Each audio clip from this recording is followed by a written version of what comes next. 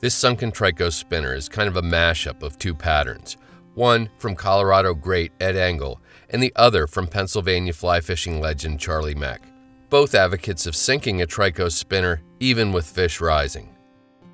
I start with an Umpqua U202 scud pupa hook in size 22. After getting the hook firmly secured in the midge jaws of my tying vise, I load a bobbin with super thin yet incredibly strong Veevus 16-0 black thread. Get your thread started on the hook shank behind the eye and take a few wraps rearward before snipping off the tag. Continue taking thread wraps down the shank until your thread is located at about the hook barb. For the three tails of the fly, I'm going to use white Mayfly tails, also known as microfibbets. Separate out and pull off 3 from the clump. Measure to form tails 1.5 hooks in length, then lay the fibers against the near side of the hook. As you take thread wraps, the fibers will be pushed to the top of the shank. Continue taking thread wraps forward, binding the fibers down as you go.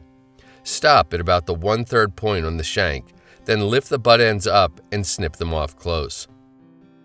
Do your best to get the tails splayed out so the outer two are approximately 60 degrees apart. This can be a bit of a pain. Just take your time and you'll get it. The microfibbets are tougher than they look. To keep the tails splayed, I like to cheat a bit. I'll place a small amount of UV cure resin on a scrap piece of paper, here a sticky pad, then scoop up a minuscule amount with a fine-tipped bodkin.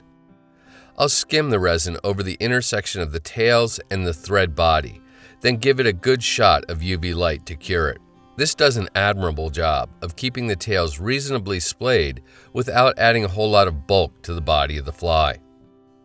For the wing, I greatly prefer white Antron. There's something about its shimmer that looks so good and natural. Snip an inch-long piece from the spool, then separate it lengthwise into equal halves. Lightly wetting the yarn really helps to keep it under control.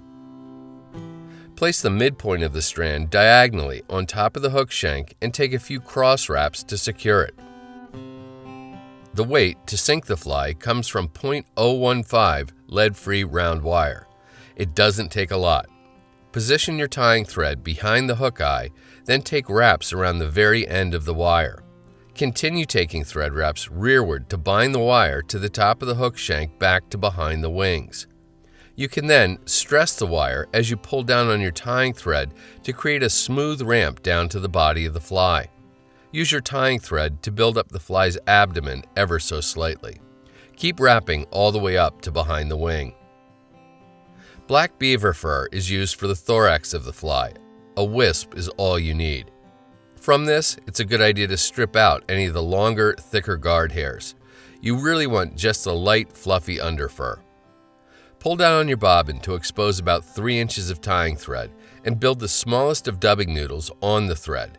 It should be super thin and less than 1 inch in length. Start taking cross wraps with the noodle to completely cover up the wire weight and create a bulbous little thorax on the fly, just like on the naturals. When you're satisfied with the look, pick up your whip finish tool and use it to complete a 3 or 4 turn whip finish, seat the knot well, and snip or cut your tying thread free. Trim the wings to about a hook gap in length and your Sunken Trico is ready for subsurface battle. The Trico hatch can be a tough one to fish, but sinking a spinner will definitely stack the odds in your favor.